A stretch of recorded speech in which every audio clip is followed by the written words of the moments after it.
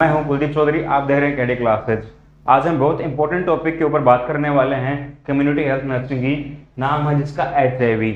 HIV जो होता है इसकी फुल फॉर्म होती है ह्यूमन इम्यूनो डेफिशिएंसी वायरस, यानी कि जो ह्यूमन की इम्यूनिटी होती है, क्या ह्यूमन की जो इम्यूनिटी होती है उसको ये क्या कर देता है, डेफिशिएट कर देता है, उसको सप्रेस कर देता है, जिसके कारण क्या होता है, अदर डिजीज लग जाती है पर्सन को।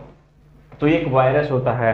सबसे पहले इसके बारे में बात करें HIV के बारे में, तो ये क्या होता है, एक सिंगल स्टैंडर्ड RNA वायरस होता है। क्या होता है, सिंगल स्टैंडर्ड RNA वायरस होता है।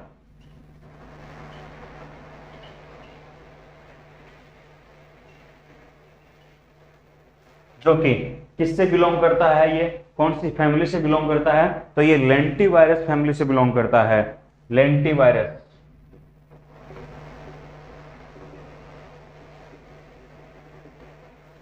ये लेंटी वायरस फैमिली से बिलोंग करता है HIV।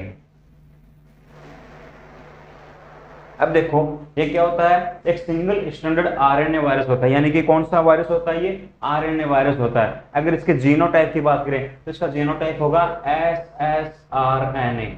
क्या होगा, SSRNA, सिंगल स्टैंडर्ड RNA, है ना। कौन सा, सिंगल स्टैंडर्ड RNA वायरस। इसका जीनोटाइप क्या लिखा हमने, SSRNA, SS और ये RNA, ये इसका जीनोटाइप लिख लिया हमने। उसके बारे में बात करें, ये कौन सा RNA वायरस होता है HIV, तो ये एक रेट्रोवायरल RNA वायरस होता है। कौन सा RNA वायरस होता है, ये एक रेट्रोवायरल RNA वायरस होता है।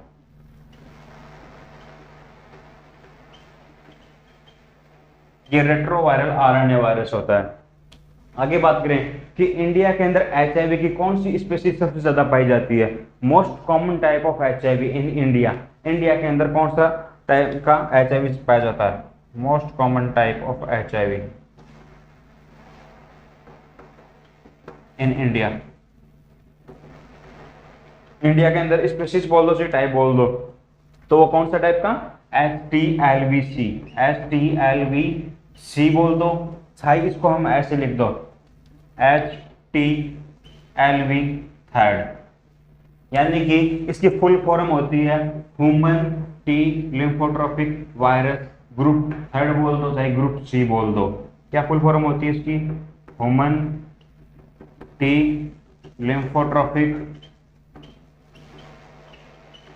वायरस ग्रुप थर्ड, ये होती है। अब हमने दो वर्ड लिखा, HTLV-C और HTLV थर्ड। इसको समझाता हूं, चाहे तो ऐसे लिख दो ABC, चाहे ऐसे लिख लो 1 2 3, आनी तो एक जगह पे रहे, तो इसीलिए हमने इसको क्या लिख दिया, HTLV-C या फिर HTLV थर्ड, दोनों एक ही चीज है। इसकी फुल फॉर्म है क्या, human T lymphotropic virus group third. कौन सा ग्रुप का, ग्रुप थर्ड का। एक बार फिर से देख लेते हैं, जो HIV होती है इसका फुल फॉर्म क्या होता है, ह्यूमन इम्यूनो डेफिशिएंसी वायरस। यानी कि जो ह्यूमन होता है उसके अंदर क्या करता है, ये इम्यूनिटी को डेफिशिएट कर देता है, उसको कम कर देता है, सप्रेस कर देता है। जिसके कारण क्या होता है, जब भी अपनी इम्यूनिटी, रोग प्रतिरोधक क्षमता कमजोर होगी तो क्या होगी, अपने शरीर के अंदर और अनेक बीमारियां लगेंगी। इसी कारण से HIV के अंदर क्या होता है, अदर डिजीज का देखने को मिलती हैं। तो जो HIV वायरस होता है ये क्या होता है, एक सिंगल स्टैंडर्ड RNA वायरस होता है। कौन सा, सिंगल स्टैंडर्ड RNA वायरस होता है। इसीलिए इसको जीनोटाइप पूछे, अगर वो क्वेश्चन में पूछे कि जीनोटाइप बताओ HIV का, what is the type, genotype of HIV virus, तो उसको जीनोटाइप क्या होगा, SSRNA, यानी कि SSRNA, सिंगल स्टैंडर्ड RNA। चाहे ऐसे लिख दो सिंगल स्टैंडर्ड RNA, चाहे इसका जीनोटाइप एक साथ में लिख दो SSRNA। ये जो सिंगल स्टैंडर्ड RNA वायरस है, ये जो एक RNA वायरस होता है HIV, कौन सा, वायरल डिजीज होती है HIV, और कौन से वायरस, RNA वायरस होता है। ये जो RNA वायरस होता है ये कौन सी फैमिली से बिलोंग करता है, लेंटी वायरस फैमिली से बिलोंग करता है। लेंटी वायरस फैमिली का यह वायरस होता है। अब देखो ये RNA कौन सा होगा, तो ये रेट्रोवायरल RNA वायरस होता है। कौन सा, रेट्रोवायरल RNA वायरस। इसीलिए एड्स के जो ट्रीटमेंट होता है उसके ट्रीटमेंट के अंदर हम क्या, इसके अगेंस्ट थेरेपी देंगे। तो अगेंस्ट को लिखते हैं अपन क्या, एंटी, तो इसके अंदर क्या देंगे, एंटी रेट्रोवायरल थेरेपी देते हैं ट्रीटमेंट के अंदर, क्योंकि एक रेट्रोवायरल आरएनए वायरस होता है। इसके बाद में बात करें कि most common type of HIV in India, India के अंदर कौन सा टाइप का एचआईवी सबसे ज्यादा पाया जाता है, तो वो पाया जाता है HTLV-C या फिर HTLV-3। फुल फॉर्म क्या बोलो, human T lymphotropic virus group C बोल दो चाहे ग्रुप 3 बोल दो, तीनों एक ही जगह पे आते हैं। चाहे ऐसे लिख लो ABC, चाहे वैसे लिख लो 1 2 3, दोनों आते ही एक ही सीक्वेंस में हैं, इसीलिए हम इसको दोनों टाइप से लिख दिया। अब बात करते हैं आगे। एक नाम है एचआईवी, एक नाम और सुना होगा जिसको हम क्या बोलते हैं, एड्स। एड्स। अब एक क्वेश्चन है, क्या एचआईवी और एड्स दोनों सेम है? हम एक को कह सकते हैं, इसी को क्या एचआईवी कह सकते हैं, या फिर एड्स को क्या एचआईवी कह सकते हैं? नहीं, ऐसा बिल्कुल भी नहीं होता। एचआईवी और एड्स दोनों अलग अलग चीज। ये क्या है, एक वायरस है। एड्स क्या है, एक डिजीज है, इसके अंदर सिंड्रोम होता है ना, मतलब मल्टीपल डिजीज के सिम्टम आते हैं इसके अंदर, ये एक डिजीज है एड्स। अगर एचआईवी वायरस को टाइमली समय पर ट्रीटमेंट नहीं दिया गया, एचआईवी है ना, इसको समय पर सही नहीं किया गया, ट्रीट नहीं किया गया, तो ये कन्वर्ट हो जाता है किसके अंदर, एड्स के अंदर कन्वर्ट हो जाता है, यानी कि ये वायरस से एक डिजीज के अंदर कन्वर्ट हो जाता है। तो ये दोनों बिल्कुल भी सेम नहीं होते। HIV and AIDS are not same. Untreated HIV में कन्वर्ट इन किसके अंदर कन्वर्ट हो सकता है, एड्स के अंदर कन्वर्ट हो जाता है। इसीलिए ये तो वायरस है HIV, और एड्स है जो कि डिजीज है। इसकी फुल फॉर्म की बात करें एड्स की, तो एड्स की फुल फॉर्म होती है एक्वायर्ड। एक्वायर्ड यानी कि बाहरी नेचुरली नहीं, आर्टिफिशियली प्राप्त किया गया एक्वायर्ड। जैसे कि मैं वैक्सीन लेता हूं तो वो क्या है, एक्वायर्ड है ना। तो acquired immunodeficiency, immunodeficiency syndrome.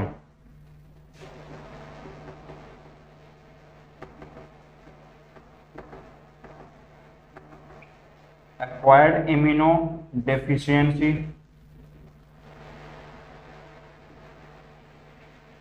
Syndrome. अब देखो क्या मतलब हुआ इसका, एक्वायर्ड इम्यूनोडेफिशिएंसी सिंड्रोम। एक्वायर्ड का मतलब बाहरी कारणों से प्राप्त करना। किसके कारण प्राप्त कर रहा है ये, इम्यूनोडेफिशिएंसी, उसकी इम्यूनिटी कमजोर होने के कारण, इम्यूनिटी सप्रेस, रोग प्रतिरोधक क्षमता कमजोर होने के दौरान। सिंड्रोम यानी कि मल्टीपल ग्रुप ऑफ सिम्टम्स, है ना, एक डिजीज के अलग अलग सिम्टम्स एक में आना, उसको बोलते हैं सिंड्रोम। तो इम्यूनिटी, रोग प्रतिरोधक क्षमता कमजोर होने के कारण अदर डिजीज का लग जाना, उसी को क्या बोलते हैं, एड्स, एक्वायर्ड इम्यूनोडेफिशिएंसी सिंड्रोम। आगे बात करें कि इंटरनेशनल एड्स डे कब सेलिब्रेट किया जाता है, कब सेलिब्रेट किया जाता है इंटरनेशनल एड्स डे, पता किसी को? चलो मैं बताता हूं।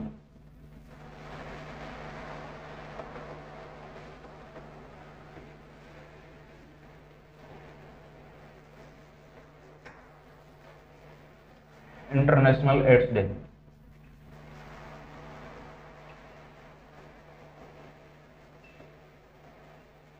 जो इंटरनेशनल एड्स डे है ये कब सेलिब्रेट किया जाता है, तो ये 1 दिसंबर को, है ना, on every year 1 December is celebrated as international AIDS day के रूप में सेलिब्रेट किया जाता है। कब, 1 दिसंबर को।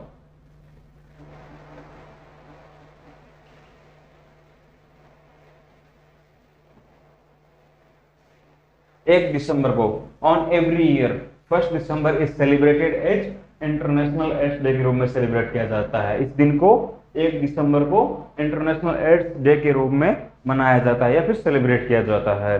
अब बात करते हैं कुछ कि कब कौन से ईयर के अंदर HIV का पहला जो है ना जो एड्स का पहला पेशेंट मिला था, है ना, वर्ल्ड के अंदर कब मिला, अपने इंडिया के अंदर कब मिला और कहाँ मिला, राजस्थान के अंदर कब मिला, फिर इसके लिए कुछ इसको कंट्रोल करने के लिए कुछ पॉलिसीज आई, कुछ एक्ट बनाए गए, फिर इसके लिए इसको हम आगे डिटेल में बात करने वाले हैं।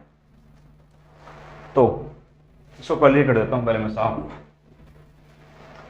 फिर से रिपीट करो कि इंटरनेशनल एड्स डे कब सेलिब्रेट किया जाता है, 1 दिसंबर को, है ना, हर ईयर, ऑन एवरी ईयर, हर साल 1 दिसंबर को इंटरनेशनल एड्स डे के रूप में मनाया जाता है। कब, 1 दिसंबर को, 1 दिसंबर।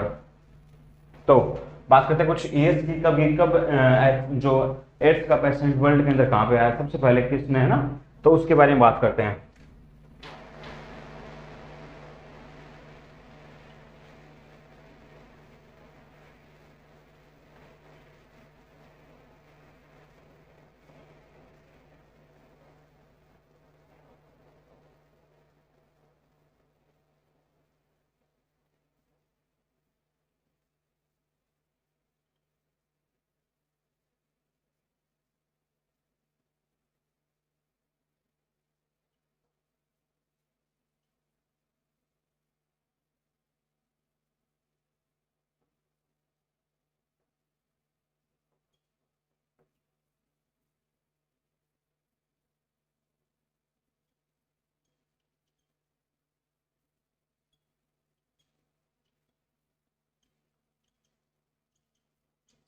ये हमने कुछ ईयर्स लिखे हैं, 1981, फिर 1900, ये 86 है, 1986, 1987, फिर से 1987, 2 पर 1992, फिर एक 1998, फिर 1999, 2002, 2017, 2004, 2006, 2007 और 12 फरवरी 2014।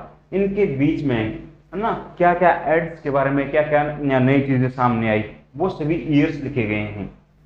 तो सबसे पहले अगर कोई क्वेश्चन पूछे कि बताओ first case of HIV in world, है ना, वर्ल्ड के अंदर सबसे पहले HIV का केस कहाँ पे आया था और कब आया था, तो वो 1981 के अंदर आया था, first case of HIV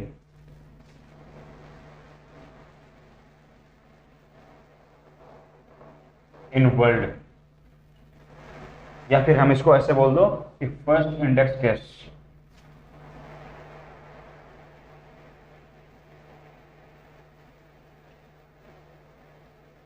of HIV।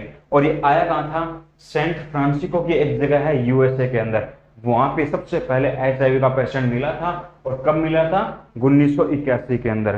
कहाँ पे, सेंट फ्रांसिस्को, जो कि USA के अंदर है, यहाँ पे मिला था। तो अगर कोई पूछे कि बताओ कि पहला जो HIV का केस, सबसे पहला एड्स का केस कहाँ पे मिला था, ऐसे पूछे तो कहाँ पे मिला था, सेंट फ्रांसिस्को के नाम के एक जगह है USA के अंदर, वहां पे मिला था। कब मिला था, तो कौन सी ईयर के अंदर, 1981 के अंदर आया था first case of HIV in world के अंदर। या फिर इसको क्या बोल दो, इसको क्या बोलते हैं, इंडेक्स फिंगर, तो पहली बार में आती है ये, है ना, तो फर्स्ट इंडेक्स केस, है ना, फर्स्ट इंडेक्स केस नाम से जान दिया। फिर बात करते हैं 1986। 1986 के अंदर क्या हुआ कि पहली बार एड्स का पेशेंट अपने इंडिया के अंदर मिला था। कहाँ पे मिला था, तो वो चेन्नई के अंदर मिला था। तो 1986 के अंदर क्या हुआ कि फर्स्ट केस आया, first case of HIV in India. और इंडिया के अंदर कहाँ पे आया था, चेन्नई के अंदर आया था। ठीक है, तो 1986 के अंदर क्या हुआ कि पहली बार इंडिया के अंदर HIV का पेशेंट आया था, एड्स का पेशेंट मिला था। कहाँ पे, तो वो चेन्नई के अंदर मिला था, इंडिया के अंदर। फिर 1987 के अंदर क्या हुआ कि पहली बार राजस्थान के अंदर एड्स का पेशेंट मिला था अपने को। और वो कहाँ पे मिला था, राजस्थान के किस शहर के अंदर, पुष्कर के अंदर मिला था वो। तो 1987 के अंदर क्या हुआ, फर्स्ट केस आया HIV का, फर्स्ट केस ऑफ HIV इन राजस्थान। और राजस्थान के अंदर भी कहाँ पे, पुष्कर के अंदर। ये चीज याद रखना, वर्ल्ड का, इंडिया का और राजस्थान का, है ना। तो 1981 के अंदर क्या हुआ कि फर्स्ट केस आया HIV का वर्ल्ड के अंदर, है ना, चाहे इसको वैसे बोल चाहे ऐसे बोल दो कि first index case of HIV। और वर्ल्ड के अंदर कहाँ पे मिला था, USA के अंदर मिला था, सेंट फ्रांसिस्को के नाम की जगह है, वहां पे उस शहर के अंदर मिला था। वहीं फिर 1986 के अंदर क्या हुआ कि फर्स्ट केस आया HIV का इंडिया के अंदर। इंडिया के अंदर पहली बार HIV का पेशेंट डायग्नोस हुआ था 1986 के अंदर। कहाँ पे मिला था, चेन्नई के अंदर मिला था। फिर 1987 के अंदर क्या हुआ कि HIV का फर्स्ट केस है राजस्थान के अंदर। और राजस्थान में किस शहर के अंदर मिला था, पुष्कर के अंदर मिला था वो। फिर बात करते हैं 1987 के अंदर, फिर दोबारा एक बार फिर से 1987 आया। तो 1987 के अंदर दो चीज हुई थी, एक तो फर्स्ट केस मिला था HIV का राजस्थान के अंदर, और राजस्थान में भी कहाँ पे, पुष्कर के अंदर। इसके अलावा और क्या हुआ था, NACP स्टार्ट हुई थी। क्या, NACP, इसकी फुल फॉर्म है नेशनल एड्स कंट्रोल प्रोग्राम, है ना। एड्स को कंट्रोल करने के लिए एक प्रोग्राम चलाया गया था, और वो कब चलाया गया था? 1987 के अंदर चलाया गया था। और 1987 के अंदर ही क्या हुआ, जो पहला केस था राजस्थान के अंदर HIV का मिला था, और वो कहाँ पे मिला था? पुष्कर के अंदर मिला था। तो NSCP की फुल फॉर्म होती है नेशनल एड्स कंट्रोल प्रोग्राम। और एक चीज याद रखना कि जो ये NACP है इसकी 4 फेज चलेगी। कितनी फेज में चलाइए? 4 फेज में, 4 फेज। ये चीज भी याद रखना। फिर 1992 के अंदर क्या हुआ कि 1987 के अंदर तो क्या आया कि एक तो फर्स्ट केस आया HIV का राजस्थान के अंदर, राजस्थान में भी कहा पुष्कर के अंदर। और क्या हुआ 1987 के अंदर? तो NACP स्टार्ट गया, है ना। उसको एड्स को कंट्रोल करने के लिए एक प्रोग्राम स्टार्ट किया गया, जिसको उन्होंने क्या बोला? NACP, national AIDS control program. और इसके अंदर 4 फेज के अंदर स्टार्ट किया गया इसको, इसकी 4 फेज हैं। उसके बाद में यहाँ पे तो चला था 1987 के अंदर प्रोग्राम, लेकिन 1992 के अंदर क्या? एक ऑर्गेनाइजेशन स्टैब्लिश किया, उसके एड्स को कंट्रोल करने के लिए एक संगठन बना गया ना, जिसको हम बोलते हैं नाको। नाको, इसको तो क्या बोला? NACP, लेकिन इसको बोलते हैं नाको। इसमें कुछ नहीं अलग करना, सिर्फ ये प्रोग्राम था और एक ऑर्गेनाइजेशन था, ये संगठन बनाया गया था, एक टीम बनाई गई थी इसके लिए, है ना। National AIDS control organization. ये चीज है ना, यहाँ पे प्रोग्राम, यहाँ पे ऑर्गेनाइजेशन। फिर 1992 के अंदर एक और क्या हुआ था कि मैंने बताया कि NACP की कितनी फेज में स्टार्ट हुआ था? 4 फेज दी गई। NACP 4 फेज में स्टार्ट हुआ। तो 1992 के अंदर एक तो नाको यानी कि एड्स को कंट्रोल करने के लिए ऑर्गेनाइजेशन बनाया गया, एक संगठन स्टैब्लिश हुआ, नेशनल एड्स कंट्रोल ऑर्गेनाइजेशन। और 1992 के अंदर इसके अलावा NACP की फेज फर्स्ट स्टार्ट कर दी गई थी। कौन सी फेज? फेज फर्स्ट स्टार्ट कर दी गई थी। 4 फेज चलते हैं, जिसमें से 1992 को क्या किया गया? NACP की फेज फर्स्ट स्टार्ट कर दी गई थी, है ना। तो NACP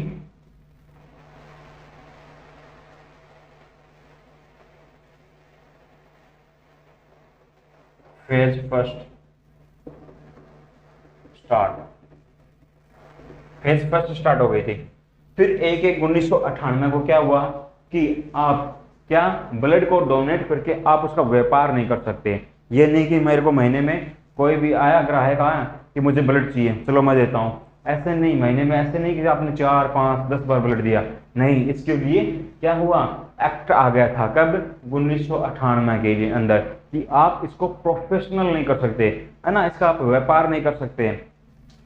तो 1/1/1998 क्या हुआ कि प्रोफेशनल ब्लड डोनेशन प्रोहिबिटेड हो गया, उसको रोक लगा दी गई उसके ऊपर।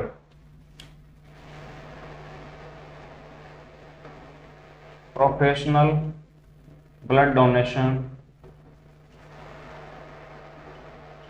प्रोहिबिटेड। फिर 1999 क्या हुआ? NACP की फेज सेकेंड को स्टार्ट किया गया। फर्स्ट तो कब स्टार्ट की? 1992 के अंदर। फिर 1999 के अंदर NACP की फेज सेकेंड स्टार्ट कर दी गई।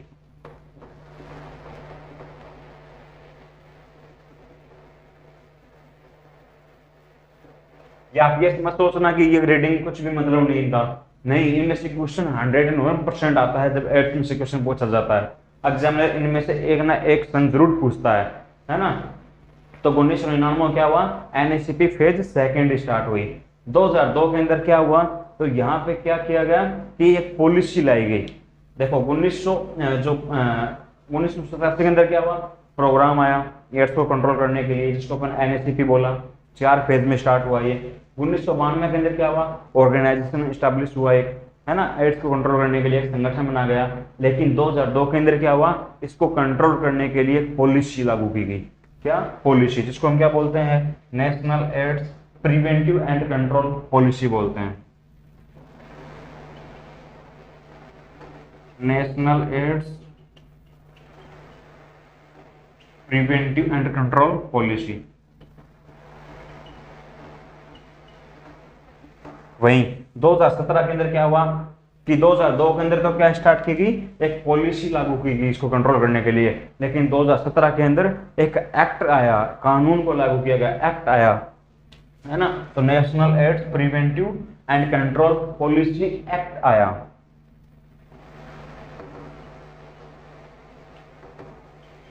Ads preventive and control policy act आया। ये चीज याद रखना है, ये इन दोनों में डिफरेंस है। ठीक, 2002 के अंदर तो क्या हुआ, पॉलिसी आई एड्स को कंट्रोल करने के लिए, लेकिन 2017 के अंदर एक्ट आया, पॉलिसी एक्ट लागू किया गया।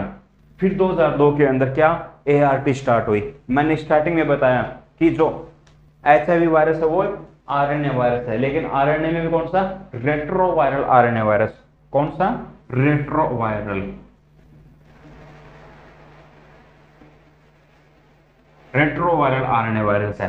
अब इसको, है ना, ये पॉजिटिव एजेंट है, कोज तो ये कर रहा है, एचआईवी का पॉजिटिव एजेंट तो ये है, रेट्रोवायरल आरएनए वायरस है। तो इसके कारण एड्स हो रहा है। तो इसको खत्म करने के लिए हम क्या करेंगे, इसके अगेंस्ट कुछ मेडिसिन देंगे, है ना। इसके अगेंस्ट चलना, अगेंस्ट होके ट्रीटमेंट देना, इसको सही करना, उसको हम बोलते हैं एंटी।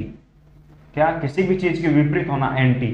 तो ये जो काम कर रहा था उसको रोकेंगे, और उसके लिए हम क्या वर्ड यूज में लेंगे, एंटी। तो इसके अंदर क्या थेरेपी देते हैं, एंटी रेट्रोवायरल थेरेपी।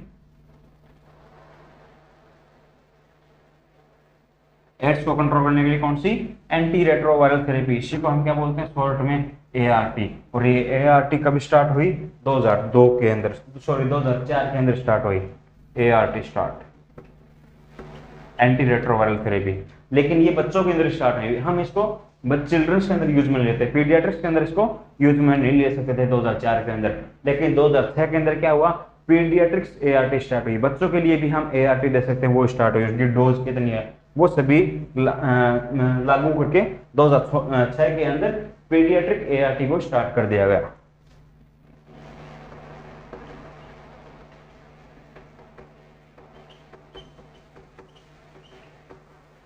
तो 2007 के अंदर क्या हुआ कि एनएसीपी की फेज यहाँ सेकंड थी, यहाँ पे थर्ड स्टार्ट हो गई 2007 के अंदर। NAACP phase third started. और 12 फरवरी 2014 क्या हुआ कि एनएसीपी की फोर्थ फेज स्टार्ट हो गई।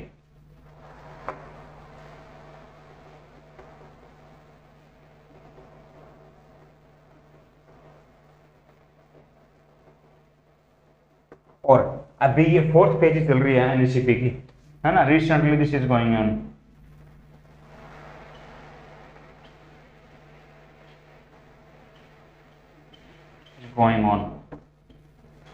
अभी ये फेज ही चल रही है। तो इसी के साथ में इतना ही हम एड्स के बारे में पढ़ेंगे, आगे नेक्स्ट क्लास में बातें करते हैं। अगर वीडियो अच्छा लगे आपको तो चैनल को सब्सक्राइब करना, अपने दोस्तों को शेयर करना, सब्सक्राइब करवाना। Thank you for watching KD classes.